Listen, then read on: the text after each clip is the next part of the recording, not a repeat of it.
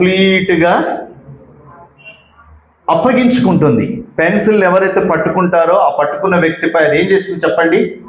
అప్పగించుకుంటుంది. అప్పుడే అది రుచికరంగా అందంగా డ్రాయింగ్ కానీ రాయడం కానీ వీలవుతుంది. రెండవది ఏం చెప్పినాను? పెన్సిల్ చెక్కబడుతుంది. అది చెక్కబడితే తప్ప, చాక్మార్ ద్వారా అది చెక్కబడితే తప్ప అది వ్రాయబడలేదు అని చెప్పినాను. మూడవది, పెన్సిల్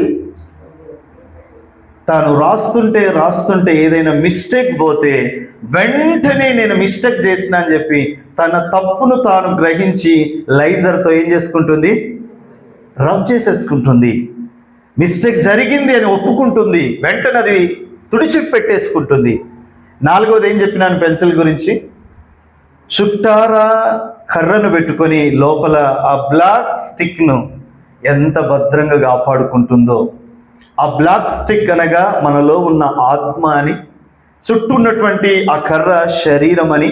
శరీరానికి ప్రాధాన్యత ఇవ్వద్దు కానీ లో ఉన్న ఆత్మను, అంతరంగ పురుషుణ్ణి బలపరుచుకోవాలి అని నేను ఆ నాలుగో విషయంగా చెప్పినాను. ఐదవది ఏంటి చెప్పండి? పెన్సిల్ ద్వారా రాయబడినటువంటి రాత అది సాక్షార్థంగా నిలబడుతుంది. ఇద్దరు మనుషులకు ఒక సమాధానాన్ని చూపిస్తుంది, ఒక నిబంధనను జ్ఞాపకం చేస్తుంది. ఈ 5 విషయాలు ఆ పెన్సిల్ ఒక మానవునికి లేదా ఒక ఆత్మీయునికి ఇవి నేర్పిస్తుంది అనే విషయాల్ని గత రాత్రి మనం ధ్యానం చేస్తూ వచ్చినాం. ఈరోజు కూడా ఒక అద్భుతమైనటువంటి అంశాన్ని మనం ధ్యానం చేయబోతున్నాం. చదవండి యెషయా గ్రంథం 53వ అధ్యాయం. దయచేసి అందరూ శ్రద్ధగా వాక్యం మీద మనసుంచాలి అనే విషయాన్ని జ్ఞాపకం చేస్తున్నాను. యెషయా గ్రంథం 53వ అధ్యాయం 7వ వచన భాగాన్ని చదువుకొని వాక్యాన్ని ఈ పూట ఈ లెంట్ కాలములో ధ్యాన మండలములో ఉన్న మనం, ఈ శిలువ శ్రమలను ధ్యానం చేస్తున్న మనం ఈ పూట ఈ వాక్య భాగాన్ని చదివి కొంచెం వాక్యాన్ని ధ్యానం చేద్దాం. చదవండి యెషయా గ్రంథం. అతడు దౌర్జన్యమునందెను, బాధింపబడినను అతడు నోరు తెరవలేదు. వదకు తేబడు గొర్రె పిల్లయు, బొచ్చు కత్తిరించు వాని ఎదుట గొర్రెయు మౌనముగా ఉండునట్లు అతడు నోరు తెరవలేదు. అందరం కలిసి అందరి దగ్గర బైబిల్ ఉన్నాయి కదా, అందరం కలిసి ఈ వచన భాగాన్ని ఏక ఆత్మతో చదువుకుందాం. చూడండి. అతడు దౌర్జన్యమునందెను, బాధింపబడినను అతడు నోరు తెరవలేదు. వదకు తేబడి గొర్రె పిల్లగా, బొచ్చు కత్తిరించు వాని ఎదుట గొర్రె మౌనముగా ఉండినట్లు అతడు నోరు తెరవలేదు. చెప్పండి, అతడు నోరు తెరవలేదు. హల్లెలూయా. అతడు నోరు తెరవలేదు. ఈరోజు మనం ధ్యానం చేస్తున్నటువంటి అంశం ఏంటంటే, ప్రభుల వారు అనుభవిస్తున్న శ్రమల్లో ఆయన నోరు తెరవలేదు. ఇక్కడే 2 సార్లు ఆ మాట మెన్షన్ చేస్తున్నాడు యెషయా ప్రవక్త. ఈ వాక్య భాగాన్ని ఎవరు రాశారు అని అంటే, ప్రవక్త అయిన యెషయా రాసినట్లుగా మనం చూస్తాం. ప్రవక్త అయిన యెషయా గారు ఈ వచన భాగంలో 2 పర్యాయాలు ఈ మాటను జ్ఞాపకం చేస్తున్నాడు. ఏమన్నా తెలుసా? అతడు నోరు తెరవలేదు. ఆమేన్. అతడు చెప్పండి, నోరు తెరవలేదు. ఏ పరిస్థితులు అతను నోరు తెరవలేదు? ఏ సందర్భంలో అతను నోరు తెరవలేదు అని అంటే, ఇక్కడ కొన్ని మనం చూస్తాం. అతడు దౌర్జన్యము నొందినాడు, అయినను చెప్పాలి నోరు తెరవలేదు. రెండవది, అతడు బాధింపబడ్డాడు, అయినను నోరు తెరవలేదు. అతడు వదకు తేబడ్డాడు, మూడవది, అయినను నోరు తెరవలేదు. బొచ్చు కత్తిరించు వాని వలె, బొచ్చు కత్తిరించు వాని ఎదుట గొర్రె ఉన్నట్లు ఆ దీన స్థితిలోనికి ఆయన తీసుకొచ్చినారు, అవమానకరమైన స్థితిలోనికి ఆయనను తీసుకొచ్చినారు. అయినను చెప్పండి నోరు తెరవలేదు. హల్లెలూయా. నీ జీవితంలో ఎన్నో లెంట్ డేస్ ను అనుభవించి ఉంటావు, నీ బ్రతుకులో ఎన్నో సంవత్సరాలు లెంటు శ్రమల దినాలను నువ్వు దాటవేసి ఉంటావు. కానీ ఈ సంవత్సరం, ఈ లెంటు కాలంలో నీ దేవుడు ప్రభు స్పష్టంగా నీతో మాట్లాడుతున్న మాట ఏంటంటే, నిజంగా నా ఎడల నువ్వు భక్తి కలిగి ఉన్నట్లయితే ఈ సూత్రాన్ని నువ్వు నేర్చుకో. ఏ సూత్రం అది? చెప్పండి. నోరు తెరవకుండుట. ఏ సందర్భంలో? బాధింపబడినప్పటికీ ఆయన నోరు తెరవలేదు. మనకు బాధ ఏమి లేకుండా నోరు తెరుస్తున్నాం. అతడు దౌర్జన్యము నొందినప్పటికీ నోరు తెరవలేదు. మనల్ని దౌర్జన్యం చేసే వాళ్ళు ఎవరు లేకపోయినా నోరు తెరుతున్నాం. అతన్ని వదకు తీసుకొచ్చి చంపడానికి సంసిద్ధపరిచినారు, అయినా నోరు తెరవలేదు. మనల్ని చంపేటోళ్ళు లేరు, వదకు తీసుకొచ్చిన వాళ్ళు లేరు, అయినా నోరెత్తుతున్నాం. దేవుని బిడలారా, నీ జీవితంలో కొన్ని ఆశీర్వాదాలు పోవడానికి గల ప్రధానమైన కారణం ఈ లక్షణమేనేమో. నీ జీవితంలో దేవుని కృపను పోగొట్టుకోవడానికి గల ప్రధానమైన కారణం ఈ పొరపాటేనేమో. తెలియకుండానే మన నోరెత్తుతున్నాం, తెలియకుండానే మన నోరు పనిచేస్తుంది, తెలియకుండానే మన నోరు వాడబడుతుంది. కానీ యేసు స్వామి శిలువ మరణం అనుభవిస్తూ, అతడు భయంకరంగా నానా యాతన అనుభవిస్తూ, ఆకాశానికి భూమికి మధ్యలో మండుటెండలో ఆ కలువరి శిలువలో కాళ్లకు చేతులకు మేకులు శీలలు, ఆయన ప్రక్కల్లో పిడుగుద్దులు, ఆయన అంగీ తీసి చీట్లు వేశారు, ఆయన తలకు ముళ్ళ కిరీటం వేసి మొత్తారు, ఆయన వీపును నాగడి దున్నువ సాలువలే 40 కొరడాలతో దున్నారు. అయినను అతడు నోరు తెరవలేదు. అయినను స్తోత్రం, హల్లెలూయా. ఇదే వాక్య భాగాన్ని ఇది ఎవరు రాశారు చెప్పండి? ఇది ఎవరు రాశారు చెప్పాలి. యెషయా ప్రవక్త. ప్రియులారా, బైబిల్ గ్రంథం అంతా బైబిల్ అయితే, వినండి, బైబిల్ గ్రంథం అంతా బైబిల్ అయితే యెషయా పుస్తకం ఇది మినీ బైబుల్ అని పిలుస్తారు. బైబుల్ అంతా కూడా బైబుల్ అని పిలిస్తే ఒక యెషయా గ్రంథాన్నే మినీ బైబుల్ అని పిలుస్తారు. కారణం ఏంటి అని అంటే, ఈ యెషయా పుస్తకములోనే యేసుక్రీస్తు ప్రభుల వారి పుట్టుకను గురించి రాయబడ్డాది. ఈ యెషయా పుస్తకములోనే యేసుక్రీస్తు ప్రభుల వారి యొక్క రాకడను గురించి రాయబడ్డాది. యేసుక్రీస్తు ప్రభుల వారి శిలువ మరణం గురించి రాయబడ్డాది. యేసయ్య సమాధి గురించి రాయబడ్డాది. యేసయ్య శ్రమల గురించి రాయబడ్డాది. యేసయ్య ఆరోహణమై మరల తిరిగి వస్తాడని కూడా. అంటే కంప్లీట్ పిక్చర్, యేసయ్య గురించి కంప్లీట్ పిక్చర్ యెషయా ప్రవక్త తన పుస్తకంలో రాసి పెట్టాడు. అందుకే దీన్ని మినీ బైబుల్ అని అంటారు. ఆ భక్తుడు రాస్తూ అంటాడు, ఆయన నోరు తెరవలేదు, బాధింపబడినప్పటికీ నోరు తెరవలేదు. ఇదే వాక్యానాన్ని పేతురు ఏమని రాస్తాడంటే, 1 పేతురు 2వ అధ్యాయము 23వ వచన భాగాన్ని చూద్దాం. 1 పేతురు 2వ అధ్యాయము 23వ వచన భాగాన్ని చూద్దాం. ఆయన దూషింపబడి బదులు పలకలేదు. చెప్పండి. ఏం చేయబడ్డాడట? దూషించబడ్డాడు. ఏ తప్పు చేయకపోయినా హేళన చేయబడ్డాడు. ఏ తప్పు చేయకపోయినా వెక్కిరించబడ్డాడు, దూషించబడ్డాడు కదండి. మనము దూషించకపోయినా మన నోరు దూషిస్తూనే ఉంటుంది. స్తోత్రం. కానీ యేసయ్యను శిలువ మీద దూషిస్తున్నారు. నువ్వు రాజువు కదా, నీవు రాజునని చెప్పుకున్నావు కదా, నువ్వు నిజంగా దేవునివైతే దిగిరా, నువ్వు రాజువైతే దిగిరా, నువ్వు దేవుడవైతే నిన్ను నీవు రక్షించుకో, మమ్మను కూడా రక్షించు. దూషిస్తున్నారట. దూషించినను అతడు నోరు. ఆమేన్, హల్లెలూయా. మత్తయి సువార్త 26వ అధ్యాయం 62వ వచన భాగాన్ని చదవండి. మత్తయి సువార్త 26వ అధ్యాయం 62వ వచన భాగం. ప్రధాన యాజకుడు లేచి, నీవేం ఉత్తరం చెప్పవా? వీళ్ళందరూ నీ మీద ఎన్ని సాక్ష్యాలు పలుకుతున్నారు, ఏం బదులు చెప్పవా అని అడుగుతా ఉంటే యేసయ్య ఏం చేస్తున్నాడట? ఊరక నోరు తెరవలేదు. ఏం చెప్తున్నాడట ప్రధాన యాజకుడు? ఏంటయ్యా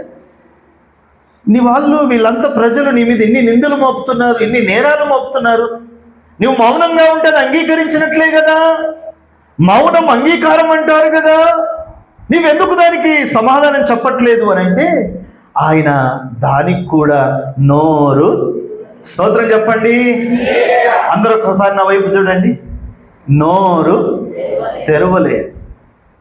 మోటు సామెత ఊర్లలో ఈ మాట అంటారు, ఏంటంటే ఈమె నోరాడితే చెప్పండి ఆయన చెయ్యి ఆడుతుంది, ఈమె నోరు పని చేస్తే ఆయన చెయ్యి పని చేస్తుంది, ఆయన చెయ్యి పని చేయొద్దు అని అంటే చెప్పండి ఈమె నోరు ఆడద్దు. ఒక భార్య భర్తలు కొత్తగా పెళ్లి చేసుకున్న వాళ్ళు ఉన్నారట. ఈయనకు ఒకటే తెలుసు, భార్యను కొట్టుడు మాత్రమే తెలుసు, ఇంకోటి ఏం తెలియదు.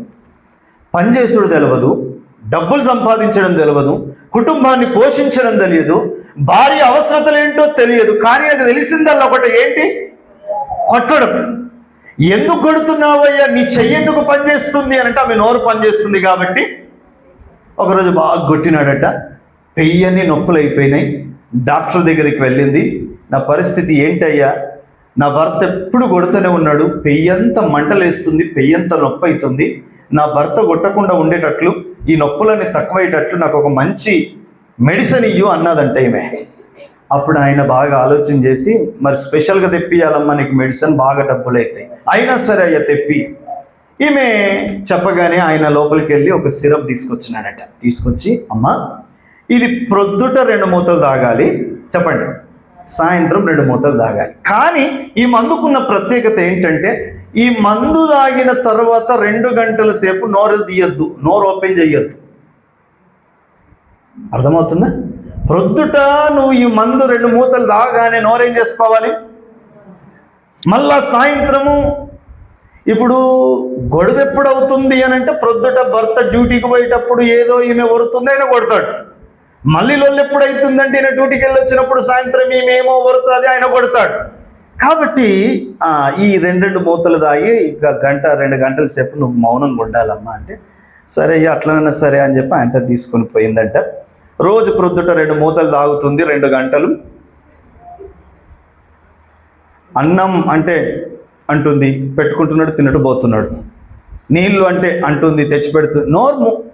మళ్ళీ సాయంత్రం డ్యూటీకి వెళ్ళి వచ్చిన తర్వాత మళ్ళీ 2 మూతలు తాగుతుంది, 2 గంటలు. మళ్ళీ నొప్పులన్నీ తక్కువైపోయినాయి, కొట్టుడు కూడా బంద్ అయిపోయింది. డాక్టర్ దగ్గరికి వచ్చి, సార్ ఎంత మంచి మందు ఇచ్చినావు నువ్వు, అందరూ డాక్టరు నొప్పులే పోగొడతారు కానీ నువ్వు దెబ్బలు కూడా రాకుండా ఈ మందు పనిచేసింది, ఎంత మంచి మందు ఇచ్చినావు అంటే, కొడతలేడా మీ ఆయన అంటే, కొడతలేడు. అప్పుడు డాక్టర్ నవ్వి, నీకు ఇచ్చింది టానిక్ సీసా కాదమ్మా, నీకు స్పెషల్గా తయారు చేస్తున్నా కదా, లోపలికి పోయి ఆ సిరప్లో కొన్ని నీళ్లు పోసి ఇంత చక్కెర వేసి ఊపి నీకు ఇచ్చిన, అంతే. చక్కెర నీళ్ళే నీకేం చేసినాయి నీ ఇంటిని, మందులో ఏమి లేదు, సిరప్లో ఏమి లేదు, నీ నోరు తెరవబడకపోతే ఆయన చెయ్యి, నీ నోరు పని చేయకపోతే ఆయన చెయ్యి పని చేయదు అన్నారట. హల్లెలూయా. యేసుక్రీస్తు ప్రభుల వారు కూడా ఆయన శ్రమ అనుభవములో, ఆయన జీవిత అనుభవములో ఆయన మనకు నేర్పించే ఒక సత్యం ఏంటంటే నోరు, చెప్పండి నోరు నేర్చుకుందామా. ఏ సమయంలో తెరవద్దు? బాధింపబడుచున్న పరిస్థితి ఎదురైనా, నీవు చేయని తప్పుకు నిన్ను మాటలు అంటున్నప్పటికీ నీ నోరు తెరవద్దు. నీవు చేయని తప్పుకు దూషణగా మాట్లాడుతున్నప్పటికీ చెప్పండి నీ నోరు తెరవకపోతే ఎలాంటి ఆశీర్వాదాలు ఉన్నాయో బైబిల్లో కొన్ని చూపిస్తే ఈ రోజు నుంచే మీ నోర్లు స్టాప్ అయిపోతాయేమో. బైబిల్లో నాకు కనబడ్డ కొన్ని ఆశీర్వాదాలు, కేవలం ఇది ఆడోళ్ళకే కాదు, కొంతమంది మగోళ్ళకు కూడా నోటి దూలు ఎక్కువ ఉంటుందండి. స్తోత్రం. వాగుతూనే ఉంటారు, మాట్లాడుతూనే ఉంటారు, ఏది చెప్పొద్దో అదే చెప్తారు, ఏది బయట పెట్టొద్దో అదే బయట పెట్టేస్తారు. హల్లెలూయా. అందుకే కొన్ని ఆశీర్వాదాలు మనం పోగొట్టుకుంటున్నాం. చూడండి, ఈరోజు ఒక 5 భక్తులు వాళ్ళు మౌనంగా ఉండుట వలన, నోరెత్తకుండుట వలన ఎలాంటి ఆశీర్వాదాలు పొందుకున్నారో నేను వాక్యంలో నుండి కొన్ని విషయాల్ని నేను ఈ పూట మీకు జ్ఞాపకం చేస్తాను. మొదటిది, యేసు నోరు తెరవలేదు. చెప్పండి ఎవరు? ఎవరు చెప్పండి, గట్టిగా చెప్పాలి, వెనుకున్న వాళ్ళందరూ చెప్పాలి. యేసయ్య చెప్పండి, నోరు. కాబట్టి ఆయన నోరు తెరవని హేతువు చేత ఆయన పొందుకున్న ఆశీర్వాదం ఏంటి అని అంటే అన్నింటి మీద విజయం పొందినాడు. గట్టిగా స్తోత్రం చెప్పండి. ఎన్నింటి మీద? ఎన్నింటి మీద? అన్నింటి మీద అంటే చావు మీదనే విజయం పొందిండు, మరణం మీదనే విజయం పొందిండు, సమాధి మీద విజయం పొందిండు, రోమా గవర్నమెంట్ మీద విజయం పొందినాడు, గవర్నమెంట్ వేసినటువంటి సీల్ మీద, ముద్ర మీద విజయం పొందినాడు, సమాధి మీద కప్పిన బండ మీద విజయం పొందినాడు, దూషించిన దూషకుల మీద విజయం పొందినాడు. మరణమా నీ ముళ్ళెక్కడా, మరణమా నీ విజయం ఎక్కడా అని మరణపు ముళ్ళును విరిచినాడు. ఎట్లా సాధ్యమైందయ్యా నీకు ఇది అని అంటే చెప్పండి. స్తోత్ర. హాస్పిటల్లోనికి పోగానే ఈ బోర్డులు కనబడతాయి. ఏమని? Silence please. Hallelujah. Silence please. నేను అనుకుంటా మనం ఎంత సైలెంట్గా ఉంటే డాక్టర్ గారికి మైండ్ అంత షార్ప్గా పనిచేస్తుందేమో. అంతే కదండి. మన ఇంట్లో కూడా పిల్లలు ఎక్కువైనరు అనుకో, గజిబిజి. Silence please. యేసయ్య మౌనం అన్నింటి మీద విజయం ఇచ్చింది. మొదటిది అన్నింటి మీద విజయం ఇచ్చింది. రెండవది ఒక భక్తుని చూపిస్తాను. కీర్తన 39, కీర్తన గ్రంథం, కీర్తనలు 39, 9వ వచన భాగం. దాని చేసినది నీవే గనుక. ఎవరట? ఎవరు రాశారు ఇది? దావీదు అంటున్నాడు, నేను ఎట్లున్నాను? నోరు తెరవట్లేదు. దావీదు కూడా ఏం చేస్తున్నాడట? నోరు తెరవట్లేదు. హల్లెలూయా. అక్కడ 2వ వచనం చదవండి, 39:2. నేనేమి మాట్లాడడం లేదు. వింటున్నారా? Hello hello hello. మీ శత్రువుల మీద విజయం పొందాలంటే బలమైన ఆయుధం ఇదే. ఏంటి? వాళ్ళు ఎన్నన్నా మాట్లాడద్దు. స్మైల్, చిన్నగా చిరునవ్విస్తూ చిన్నగా ఏం చేయాలి? వానికి ఎంత మంట మండుతుందో, నిప్పుల కుప్ప పోసినట్లు అవుతుంది వాళ్ళ మీద. దావీదు అంటాడు నోరు తెరవలేదు. అందుకే దావీదుని గురించి రాయబడిన మాట ఏంటంటే దావీదు అంతకంతకు వర్ధిల్లుతున్నాడు. దావీదు అంతకంతకు వర్ధిల్లుతున్నాడు. దావీదును అందరూ వదిలిపెట్టారు. అందరూ వదిలిపెట్టాడు, ఇష్టపెట్టు. స్వంత తండ్రే వదిలిపెట్టాడు. ఆమేన్. మిగతా కొడుకుల్ని ఇంటి దగ్గర పెట్టుకొని వీళ్ళని పనికి పంపించినాడు. ప్రవక్త వచ్చి అభిషేకించడానికి వస్తే తన మిగిలిన కుమారులందరినీ చూపిస్తున్నాడు, కానీ దావీదును గుర్తు చేయట్లేదు. అంటే దావీదు జ్ఞాపకం లేడు, తండ్రే దావీదును మరిచిపోయాడు. అంత హీన స్థితిలో దావీదు ఉన్నా అతని గురించి బైబిల్ చెప్తున్న మాట ఏంటంటే దావీదు అంతకంతకు వర్ధిల్లేను. దావీదు అంతకంతకు వర్ధిల్లేను. కారణం ఏంటి? అతడి మౌనం, నోరు తెరవలేని స్థితి, ఊరికినే వాగలేని స్థితి, మౌనం. నోటిని కంట్రోల్లో పెట్టుకున్నాడు. స్తోత్రం, హల్లెలూయా. దావీదు మౌనం. యేసయ్య మౌనం ఏం చేసింది చెప్పండి? అన్నింటి మీద విజయం ఇచ్చింది. దావీదు మౌనం ఏం చేసింది? అంతకంతకు. అక్కడ 2 కుటుంబాలు కనిపిస్తాయి. దావీదు కుటుంబము అంతకంతకు వర్ధిల్లెను. సౌలు కుటుంబము చెప్పండి అంతకంతకు నీరసిల్లెను. ఈరోజు మాటలు వింటున్న దేవుని బిడ్డలారా, మీ కుటుంబం వర్ధిల్లుతుందా లేకపోతే మీ కుటుంబం నీరసిస్తుందా? పోయిన సంవత్సరం ఉన్నట్లు ఈ సంవత్సరం లేమయ్యా మేము. అంతకుముందు సంవత్సరం ఉన్నట్లు పోయిన సంవత్సరం లేమయ్యా. అంటే సంవత్సరం నెల మా జీవితంలో, మా కుటుంబంలో నీరసం ఎక్కువైపోతుంది, నిస్పృహ ఎక్కువైపోతుంది, నిరాశ ఎక్కువైపోతుంది. కారణం ఏంటంటే మా నోరు. చెప్పండి హల్లెలూయా. ఓ బాటసారి ప్రయాణం చేసుకుంటూ పోతూ ఒక్కొక్క ఊరికి పోయి వినాలి, నన్ను చూడాలి. స్తోత్రం చెప్పండి. అందుకే దురద చెవులట. నన్ను చూడండి అంటే కూడా ఇష్టపడతలేరు, ఎవరు విలువకున్నా కానీ అటు చూసేస్తున్నారు. అందుకే మానవునికి ఏ చెవులు ఉన్నాయి? స్తోత్రం, హల్లెలూయా. ఒక బాటసారి ఊరికి వెళ్ళి జీవనం గడుపుకుంటూ వెళుతూ, ఆ బాటసారి వెళ్తుంటే ఒక ఊరు వచ్చిందంట. ఆ ఊరికి రాగానే ఆడున్న వాళ్ళని కొంతమందిని అడిగాడంట, ఈ ఊరు మంచిదేనా? ఇక్కడ నేను ఉండొచ్చునా? ఇక్కడ నేను వ్యాపారం చేయొచ్చునా? ఈ ఊరు మంచిదేనా అంటే ఆ అడిగిన ఆయన చెప్పినాడట ఏమనో తెలుసా? నీ నోరు మంచిదేనా అన్నాడట. ఊరు మంచిదేనా అంటే నోరు మంచిదేనా అంటావేంటి అని అంటే ఆయన అన్నాడట, నీ నోరు మంచిదైతే చెప్పండి, ఈ ఊరు కూడా నన్ను నెగలనిస్తలేరు, నా ఎంబడ పడుతున్నారు, నన్ను ఏ ఊర్లో ఉండనిస్తలేరు. ఊరిది కాదు తప్పు, చెప్పండి, నీ నోరుది తప్పు. యేసయ్య మనకి ఏం నేర్పిస్తున్నాడు? నోరు తెరవలే. దావీదేం నేర్పిస్తున్నాడు? నోరు తెరవలే. అంతే కదండి. గొల్యాత్, అంత పెద్ద గొల్యాత్ ఉన్నాడు. మనమైతే ఎన్నిసార్లు హార్ట్ అటాక్ వచ్చి అడ్డం పడుతున్నాం. అన్నల దమ్ములు అన్నారు, నీ సంగతి తెలుసు, నువ్వు వస్తావని తెలుసు, మందని ఏం చేసినావు? మీరేంది నాకు చెప్పేది? మీరే యుద్ధానికి వస్తారా? నేను చూడకూడదా? మీరే ఎంజాయ్ చేస్తారా? నేను చేయకూడదా అన్నాడండి. ఒక్కటి మాట్లాడితే 100 ఇడిచిపెడతాం మనం. దావీదు మౌనం గొల్యాతులను జయించేటట్టుగా దేవుడు కురిపించినాడు. దావీదు మౌనం అంతకంతకు వర్ధిల్లేటట్లు దేవుడు కురిపించినాడు. స్తోత్రం. మొదటిది దావీదు మౌనం.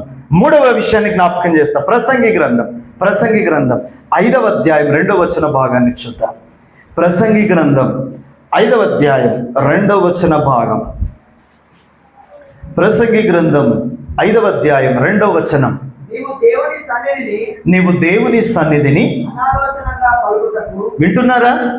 దేవుని సన్నిధిలో నీవు అనాలోచితముగా పలుకుటకును నీ హృదయమును త్వరపడనీయకుము. నీ నోటిని ఏం చేసుకో? వినండి. మహాజ్ఞాని అయిన సొలొమోను చెప్తున్న మాట. ఎవరు చెప్తున్నారండి? సొలొమోను రాజు చెప్తున్న మాట ఏంటంటే, దేవుని సన్నిధిలో ఉన్నప్పుడు అనాలోచితముగా ఏదంటే అది మాట్లాడకు. అందుకే దేవుని సన్నిధిలో క్రమంగా ఉండండి, భయముతో ఉండండి, సిస్టమేటిక్గా ఉండండి. ఎందుకు చెప్తామంటే ఇది దేవుని సన్నిధి, దేవుని కన్నులు సంచరించుచున్న స్థలం, ఇది పరలోకపు గవిని. ఆత్మదేవుడు వాక్య స్వరూపిగా సంచారం చేసే స్థలం. ఏదంటే అది మాట్లాడకూడదు. నీ నోటిని ఏం చేసుకో చెప్పు. సొలొమోను కూడా తన నోటిని కాపు పెట్టుకున్నాడు. కాబట్టి మనకు చెప్తున్న మాట, నోటిని కాపు కాచుకో, ఏదంటే అది మాట్లాడొద్దు.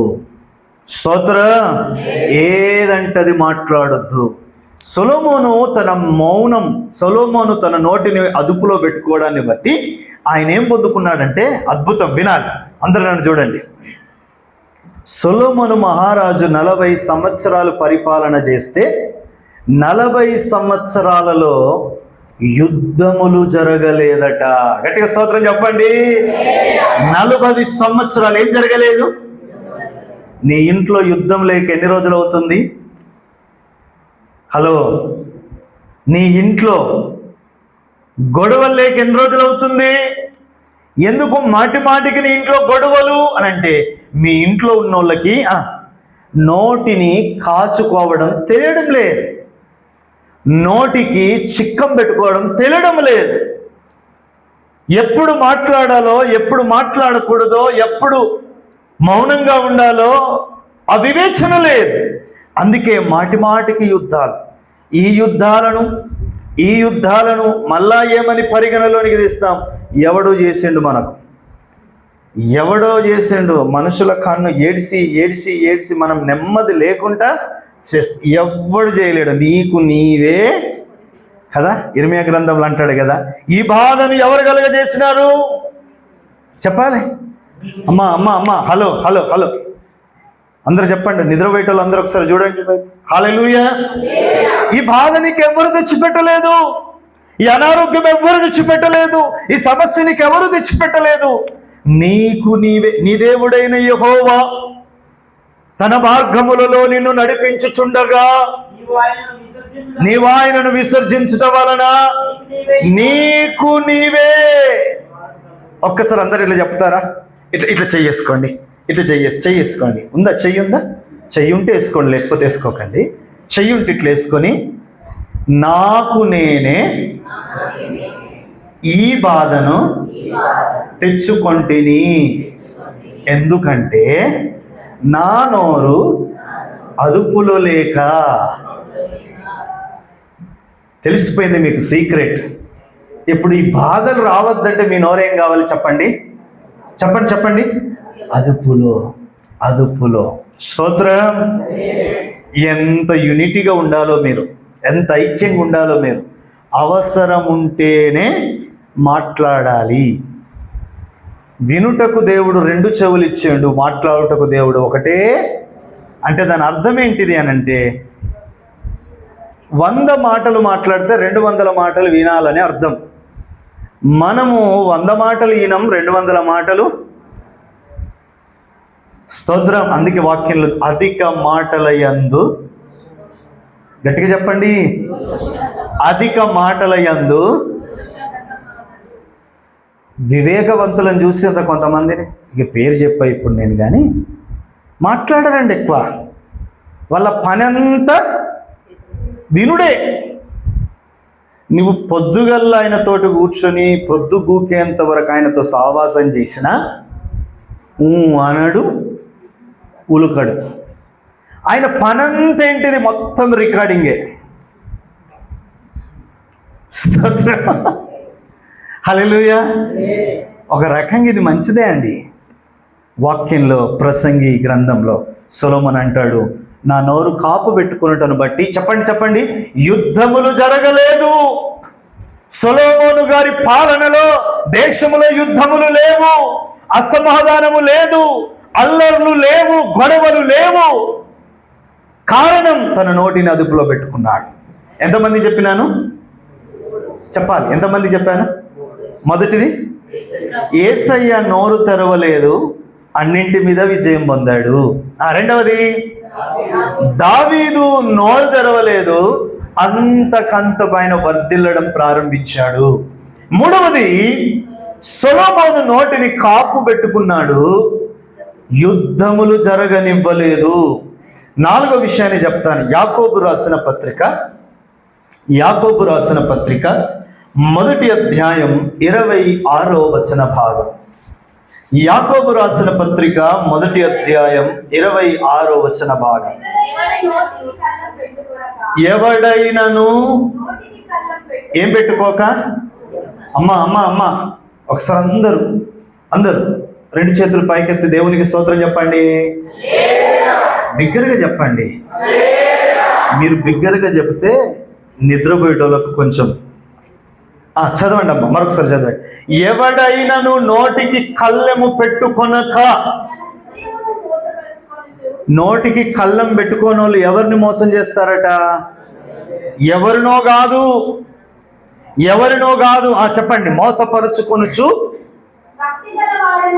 భక్తి గల వారమని అనుకొనిన ఎడల. గట్టిగా స్తోత్రం చెప్పండి.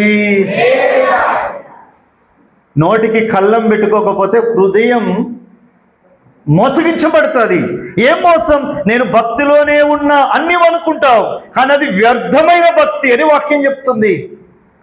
నోటిని అదుపులో లేకుండా, నోటిని అదుపులో పెట్టుకోకుండా నువ్వు ఎంత ప్రార్థన చేసినా నా దేవుడు ఆ ప్రార్థన వినడు.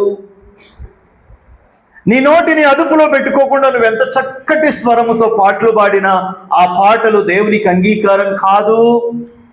నోటిలో అదుపులో పెట్టుకోకుండా నువ్వెంతసేపు స్తుతి ఆరాధన చేసినా అది నా దేవునికి అంగీకారం కాదు. నీ నోరు అదుపులో ఉండాలి. నీ నోటికి నువ్వు నేర్పించాలి ఏ మాటలు మాట్లాడాలో. స్తోత్రం. హల్లెలూయా. పండ్లు ఉన్నాయా మనందరికీ? పండ్లు ఉన్నాయి కదా, పండ్లు అంటే తినే పండ్లు అనుకునేది, ఈ నమిలే పండ్లు. ఈ పండ్లకు నోట్లే నాలుకకు గొడవ అయ్యిందంట. హలో, నాలుక ఉంది మనకు, పండ్లు ఉన్నాయి కదండి. ఈ నాలుకకి ఈ పండ్లకి గొడవ అయ్యిందంట. గొడవ అయ్యి పండ్లు బాగా కసురుకుంటున్నాయట. దేని మీద? నాలుక మీద. నువ్వు చేయబట్టే, నువ్వు చేయబట్టే, నువ్వు చేయబట్టే.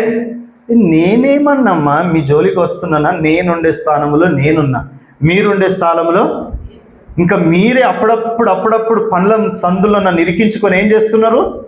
కొరుకుతున్నారు, నన్ను ఇబ్బంది పెడుతున్నారు. ఏం లేదు, అంత నీ వల్లనే, అంత నీ వల్లనే, అంత నీ వల్లనే అంటున్నాయట పండ్లు. ఏం చేసినాం మేము అని అంటే అంటుందట, నువ్వు ఇష్టం ఉన్నట్టు మాట్లాడుతున్నావు, నోటికి ఇష్టం ఉన్నట్టు పలుకుతున్నావు, కాబట్టి ఏమంటున్నారో తెలుసా? ఎక్కువ తక్కువ మాట్లాడితే పండ్లు రాలుతాయి అంటున్నాను. మాట్లాడేది ఎవరు? రాలేటి ఏవి? మేమే తప్పు చేయకపోయినా, ఏ దోషం మాలో లేకపోయినా, నీవు చేసిన తప్పుకు దయచేసి నువ్వు జర తక్కువ మాట్లాడు. మేము గట్టిగా ఉన్నా పని చేస్తలేవు, నువ్వు మెత్తగున్నా. నాలుకని ఏమన్నాడో తెలుసా అండి? ఒక్క మాట చదవండి. అక్కడే యాకోబు రాసిన పత్రిక 3వ అధ్యాయం 5వ వచనం చదవండి. నాలుకకి ఇంకొక పేరేంటి?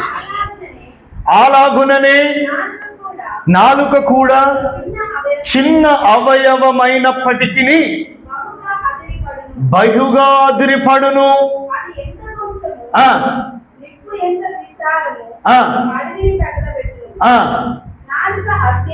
నాలుక ఎట్లాంటిదట? చెప్పండి అందరూ ఒకసారి నా వైపు చూడండి. నా నాలుక, చెప్పండి. నా నాలుక చెప్పినోళ్ళ నాలుక అగ్ని కాదు అని అర్థం, చెప్పనోళ్ళది నిజంగా అగ్ని అని అర్థం. నా నాలుక అగ్ని వంటిది. ఏం చేస్తుంది? కాలబెట్టి వస్తుంది. ఏం చేస్తుంది? అగ్గిపెట్ట అవసరం లేదు, పెట్రోల్ అవసరం లేదు, వీళ్ళకు క్యాండిల్స్ అవసరం లేదు, లైటర్లు అవసరం లేదు. కూసున్నట్టు కూర్చొనే చెప్పండి. మహాత్ములండి వీళ్ళ నాలుక ఎలాంటి చెప్పండి? అగ్ని. వీళ్ళు అనుకుంటారు నాకు అంత పవర్ ఉంది, అది దేవుడిచ్చిన వరం, లేకపోతే దేవుడు నాకు ఇచ్చిన అభిషేకం అనుకుంటారు. అయితే నేను చెప్తాను వినండి.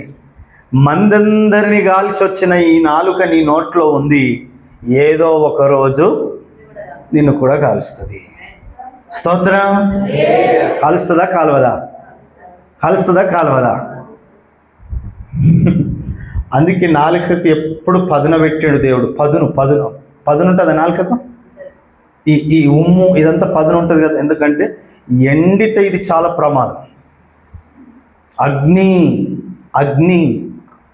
ఈ నాలుకను మనం కంట్రోల్లో పెట్టుకోకుండా ఇష్టం ఉన్నట్టు మాట్లాడి నేను భక్తి గల వారిని అని అనుకుంటే అది నీ భక్తి వ్యర్థం అని వాక్యం చెప్తుంది. యాకోబు మౌనంగా ఉండి, యాకోబు నోటిని ఇష్టం ఉన్నట్టు వాడుకోక ఆయన పొందుకున్న ఆశీర్వాదం ఏంటి అని అంటే భక్తిలో ఉన్న శక్తిని ఆయన పొందుకున్నాడండి.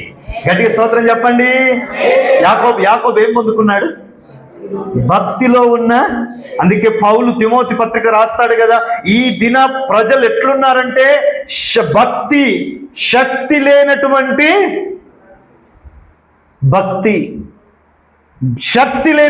భక్తి, ఏదో పై భక్తి. కానీ యాకోబు తన నోటిని అదుపులో పెట్టుకొని, స్తోత్రం. ఒక మనిషిని దేనితో అంచనా వేయగలుగుతావు? ఈ మనిషి కరెక్ట్ మనిషి అని దేంతో నువ్వు చెప్పగలుగుతావు? మాట. అంతే కదండి. కొంచెం సేపు నీతో ఎవరైనా సహవాసం చేసినారే అనుకో, నీ మాట తీరు చూసి వీటితో జర జాగ్రత్తగా ఉండాలా. ఆమె నీ బిహేవియర్ను బయట పెట్టేది నీ మాటే, నీ సహవాసాన్ని దూరం చేసేది. అమ్మా వింటున్నారా? మాట నా తల్లే కదా అని ఇష్టం ఉన్నట్టు మాట్లాడద్దు, నా తండ్రే కదా అని ఇష్టం ఉన్నట్టు మాట్లాడద్దు, నా భర్తనే కదా అని ఇష్టం ఉన్నట్టు మాట్లాడద్దు, నా భార్యనే కదా అని ఇష్టం ఉన్నట్టు మాట్లాడద్దు. ఆమేన్, హల్లెలూయా. ఇప్పుడు భార్యాభర్తల పలకరింపులు ఇంకా ఎంత ఘోరమైపోయినాయి అంటే అంత ఘోరమైపోయినాయి. స్తోత్రం. భర్తను భార్య ఏమని పిలిచింది ఆ దినాల్లో? శారా అబ్రహామును ఏమని పిలిచింది? చెప్పాలి. నేను మీ అందరికి ఒక సూత్రం చెప్తా, ఇది నేర్చుకొని పండి. భర్తల్ని పేరు పెట్టి పిలిచేటువంటి ఆచారం ఉంది కదండి, పేరు పెట్టి పిలుస్తారు కదా. ఇక్కడ ఉన్న వాళ్ళు కూడా చాలామంది ఉన్నారు. అయితే మీకు ఒక సూత్రం చెప్తాను నేను. మీ భర్తను నువ్వు పేరు పెట్టి పిలిచినవంటే నువ్వు సిగ్గుపడాలి. ఎందుకు అనంటే నీకంటే చిన్న వయసులోని పెళ్లి చేసుకున్నావని అర్థం. హలో, అర్థమైందా? పేరు పెట్టే వాళ్ళని పిలుస్తాం, అంతేనా లేదా? హలో, పిలిచేటోళ్ళకి అర్థమైపోయింది ఇక. స్తోత్రం. పేరు పెట్టేవాళ్ళు చిన్నోళ్ళని పిలుస్తామా పెద్దోళ్ళని పిలుస్తామా? చెప్పరే, అక్కడున్న వాళ్ళు చెప్తలేరు. చిన్నోళ్ళని పిలుస్తాం. నీ భర్తను కూడా నువ్వు పేరు పెట్టి పిలుస్తున్నావు అంటే దాని అర్థం ఏంటిది?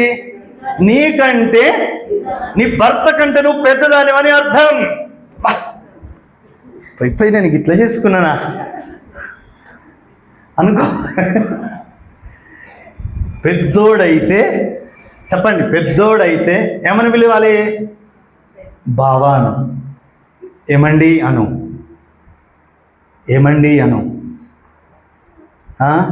లేదు ఏమండి అంటే నవ్వుతారు.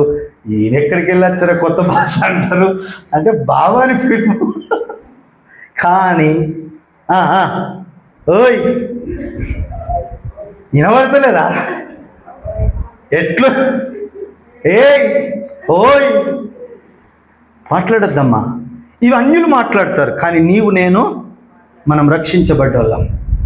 యేసు రక్తములో కడగబడి ప్రతి మాసం ఆయన శిలువ చెంత చేరి ఆయన యొక్క శరీర రక్త మాంసంలో పాల్పొందేటోళ్ళం. మనము ప్రత్యేకించబడినటువంటి వాళ్ళం. మనకంటే ఒక ప్రత్యేకత ఉంది. మన నోటిని కాపుగాచుకో. అది భక్తి. నలుగురు గురించి చెప్పినాను కదా, ఇంకొకటి చెప్పి నేను ముగించుకుందామా? ఇప్పుడే ఇంకోటి ఇందమా. స్తోత్రం చెప్పండి అందరూ, ఇనిటోళ్ళంతా. హల్లెలూయా. ఇంకొకటి లాస్ట్, మత్తయి సువార్త 12వ అధ్యాయం 36వ వచన భాగం. మత్తయి సువార్త 12:36. మత్తయి సువార్త 12:36. నేను మీతో చెప్పున్నదేమనగా మనుష్యుడు పలుకు వ్యర్థమైన ప్రతి మాటను గూర్చి వింటున్నారా? హలో అయ్యా, వింటున్నారా? ప్రతి మాటను గురించి ఏం చేస్తాడట? లెక్క అప్పచెప్పాలి. సంపాదించిన భర్త అప్పచెప్పిన పైసలకే లెక్క చెప్పాలనుకున్నాం మనం ఇప్పటి వరకు, అంతే కదా?